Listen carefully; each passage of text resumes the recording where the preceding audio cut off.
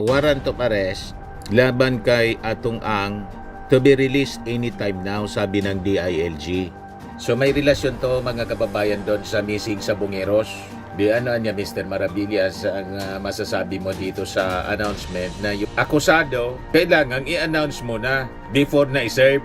So na-alarma mga kababayan yung tao na dapat mong huliin kasi nalaman na niya. Sinerge ko po, sabi dito, no, an arrest warrant does not always need advance notice. Could be issued anytime now, sabi ni Interior Secretary John Vic Rimulya.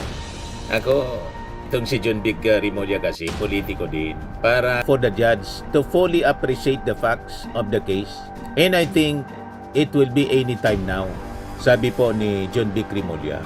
So bakit pa niya babanggitin? Sabihin pang tinanong siya ng taga-ANC. Tinanong siya. Nagbabagang mga balita at pagtalakay sa mga isyu ng lipunan. Bulsa! Opinyon, banat at paglalantad sa katotohanan. Bulsa! What you see is what you get. You decide. Hello po mga kababayan, si Dante Maravillas. So pag-usapan natin itong mga mainit na balita ngayon.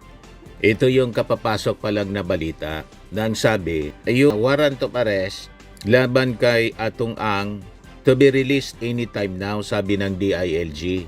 So may relasyon to mga kababayan doon sa missing sa Bungeros. Di ano niya Mr. Maravillas ang masasabi mo dito sa announcement na yung warrant of arrest ilalabas na anytime now. Yan nga hindi natin maintindihan. Sa DILG mga kababayan, kay John Vic Rimulya, laging nag-a-announce. Iba po, bakit hindi na lang ninyo iserve yung warrant of arrest? Bakit kailangan ninyo na i-announce in advance? Ano pala yung intention ninyo sa pag-announce ng advance? Tulad ng ginawa doon kay Bato de la Rosa, yung kapatid ni John Vic Rimulya, si Ombudsman Boyeng Rimulya, in-announce doon sa programa nila sa DCRH na may warrant of arrest na daw si Bato. Iyan tuloy, hindi na makapagtrabaho si Bato. Nagtatago na si Bato. So, pag yung actual na warrant of arrest nahawakan na ng mga authorities, hirap na sila ngayon, mga kababayan, sa paghanap kung saan nila isi-serve yung warrant of arrest laban kay Bato de la Rosa kasi nagtatago na. O diba? So it defeats the purpose. Hindi man ninyo mahuli kasi in-announce na ninyo. Ito hindi natin maintindihan. Pagkipaliwanag po ninyo, Secretary John Vic Rimulya, bakit kailangan ninyong i-announce? Requirement ba yan sa batas? Na yung warrant of arrest ng isang akusado, kailangan i-announce mo na before na i-serve. So na-alarma, mga kababayan, yung tao na dapat mong huliin kasi nalaman na niya. Sinerge ko po, sabi dito, no, an arrest warrant does not always need advance notice. Police can serve it by taking you into custody. I-announce mo siya, pag sinerve mo na, may arrest warrant ka. Pero kung i-announce mo sa media, na-alarma yung akusado, parang sinasabihan mo si Atong Ang, magtago ka na.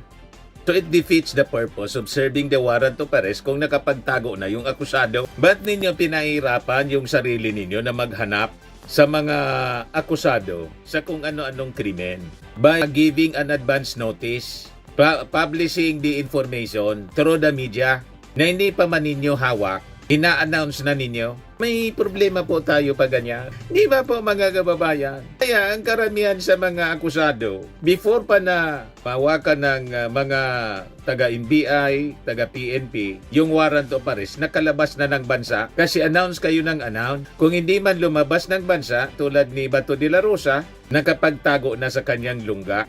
So ano kayo ngayon? Yan ang hindi natin maintindihan. But anyway, share ko sa inyo itong balitang ito mula dito sa Inquirer. The arrest warrant for businessman Charlie Atong Ang could be issued anytime now, sabi ni Interior Secretary John Vic Rimulya. Ako, itong si John Vic Rimulya kasi, politiko din. Para nagiging madalas yung kanyang pagpa-interview. Although, kailangan man na magpa-interview siya sa mga importanteng concerns. Pero ito, parang hindi natin gusto ang ganitong uri ng mga announcement. Pati yung ginawa po ni Boyeng Rimulya, unang-una hindi man siya DOJ na, hindi din siya PNP at NBI. So wala na sa kanya yung dapat na poder, authority to announce anything about yung hindi na ombudsman na siya about the arrest warrant issued by the ICC laban po kay Bato de la Rosa. So ayan tuloy, hindi na nagtatrabaho si Bato de la Rosa, kinarir na mga kababayan yung pagtatago. At halimbawa, until today, wala pang verified mga kababayan na information na nagsasabi, inilabas na nga. Pero sabi, si John B. Crimolia, nakita niya namin, ang nakita daw, yung digital copy. Kung may digital copy na, bakit hindi pa hawak yung hard copy mismo, physical copy ng warrant of arrest ni Bato de la Rosa? At bakit kailangang i-announce in advance? Iyan ang punto natin. Lumalabas tuloy, parang ang habol ninyo, media mile age. Di ba po? Na laging pinag-uusapan, laging nasa limelight. Yan tuloy, parang nagdududa tayo na politika para laging napag-uusapan at ini-interview ng mainstream media, libre ng publicity. Ang problema mga kababayan, nasasakripisyo yung trabaho. Si Bato de la Rosa hindi na makapagtrabaho, wala pa man pala. Logi yung ating mga mamamayan Filipino. At dito naman po sa kaso ni Atong Ang, dahil sa announcement, malamang mawala na lang bigla po si Atong Ang. Once halimbawa, na-issue na yung warrant of arrest, kasi ilalabas daw anytime from now. Anytime now. So within the day, ilalabas na. Malamang, hindi na ninyo yon hindi na ninyo yon makikita. So maghahantingan na naman po. Sang katutak na naman na hanapan. Iba po, mga kababayan. Minsan di natin maintindihan ang mga pinagsasabi ng mga nasa gobyerno na ngayon. Si Harry Roque, halimbawa wanted, kinansil na daw mga kababayan yung passport. Pero until today, si Harry Roque labas ng labas sa kanyang sa kanyang YouTube channel. Walang tigil pa rin sa pamimirwisyo sa ating presidente, sa ating gobyerno. Hindi pa man po isiniserve yung warrant of arrest kay Attorney Harry Roque. At kansilado na yung passport. Anong ginagawa ng DFA? Di ba po? Kaya may lumalabas ng balita mga kababayan. Yung DFA niya, hindi gumagalaw. Baka kasi may mga DDS pa na nandiyan mga kababayan, kaalyado pa ni Attorney Harry Roque, mga DDS officials sa DFA. At isa pa, yung ambassador pala sa Austria, ang sabi yung anak ni GMA. Tama? Yung anak ni GMA po. Kaya siguro mga kababayan, hindi ma-implement yung warrant of arrest at hindi pa na babalik dito para rapin yung kanyang mga kaso nitong si Attorney Harry Roque. So ngayon, going back dito sa sabi, warrant of arrest to be issued anytime now laban kay Atong Ang. Hindi na natin nagugustuhan itong mga ganitong advance notice, advance announcement. Sige, daldal po ni Remulla. Remulla said this in an interview on ANC. When asked if he had information on whether a warrant would be released against Ang before this year ends, sabi po niya, it's supposed to be anytime now. We're just waiting for the judge to fully appreciate the facts of the case, and I think it will be anytime now, sabi po ni John B. Crimolia. So bakit pa niya babanggitin? Sabihin pang tinanong siya ng taga-ANC, tinanong siya ng media. Ang dapat sana, nag-no comment na lang yung sagot ni no comment na lang yung sagot ni John B. Crimolia kaysa sabihin niya anytime now niya i-release na yung warrant of arrest. Inalarma mo na si Atong Ang. So pagdating ng oras, nandiyan na sa kamay ninyo yung warrant of arrest, wala na si Atong. Buti kung mag-voluntary surrender mga kababayan si Atong Ang. Karamihan sa mga mayayaman, walang ganong intensyon mag-voluntary surrender. Ano anya, bali, ba't ako magpapakulong? Gagamitin niya yung lahat mga kababayan na koneksyon para hindi makulong. You see? Naging contributor ka pa yung secretary ng DILG para hindi makulong si Atong Ang kasi binigyan mo siya ng pagkakataon na makapagtago. In-announce mo in advance yung issuance ng warrant of arrest. Di ba po? Hindi natin gusto itong ginagawa ngayon ni John Big at saka ni Boyeng Remulla. Kahit nandito tayo supporting the Marcos administration. Pero ito lately, ito mga pinagagawa nitong magkapatid po, hindi na natin gugustuhan mga kababayan. Hindi natin na maintindihan kung ano yung motibo nila. Bakit kailangan nilang sabihin. Di ba po? Yung sabi dito, when asked if Ang can be jailed before Christmas, the chief of the Department of Interior and Local Government responded, hopefully yes. According to Remulla, the cases against Ang, which he said were filed in 4 different regional trial courts are all non-bailable. So lalo na mga kababayan na magtatago yon kasi non-bailable po. Pagkatapos i-announce mo na anytime na niya may ilalabas na yung warrant of arrest. So ano yung purpose? Bakit kailangang sabihin mo po i-announce mo sa publiko dahil tinanong ka lang ng mainstream media? Pwede mo man sabihin, no comment ako dyan kasi alam mo na, pwedeng ganon. Iba po mga kababayan, non-bailable because it's murder. For him, it's kidnapping, forced disappearance, and it's like that. But all his cases are non-bailable, sabi po ni Remulla. The DILG chief noted that based on the records, Ang is still in the Philippines. Sabihin pa kung nasa Pilipinas pa siya. Si Bato nasa Pilipinas pa. Nagpakita nga sa kanyang abogado pero hindi na nagtatrabaho dahil doon sa in-announce na hindi pa man pala verified nang sabi may warrant of arrest na laban kay Bato de la Rosa. Di ba? Napapasama tuloy mga kababayan yung posisyon ng ating gobyerno. Ang lumalabas ngayon, pag tiningnan mo, parang pabida lang sa mainstream media para laging na-interview at palaging pinag-uusapan.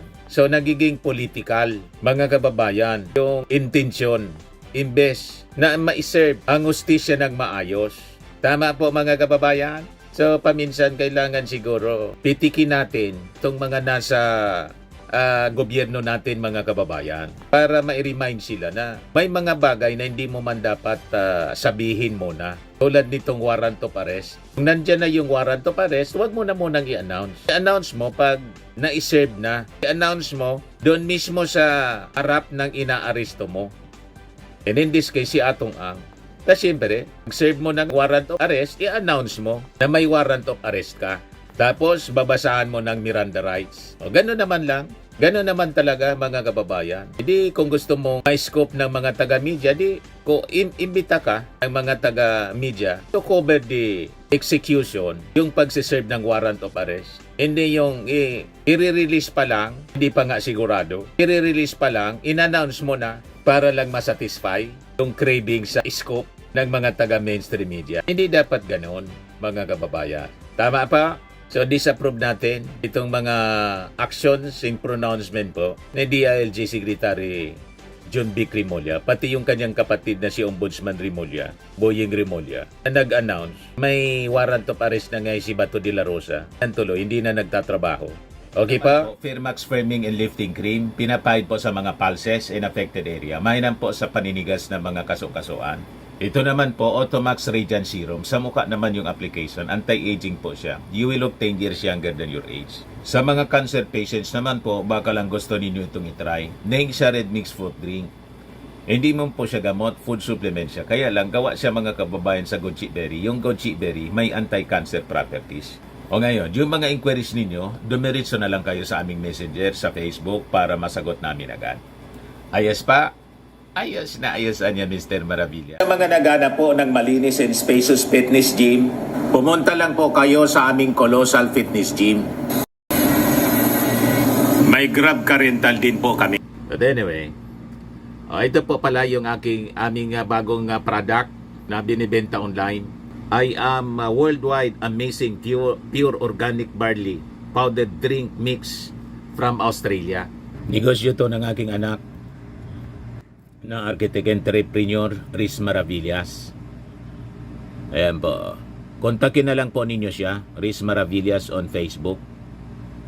Ang mga health benefits niya, boost immunity, improves digestion, enhance energy levels, pack with antioxidants, prevent cancer.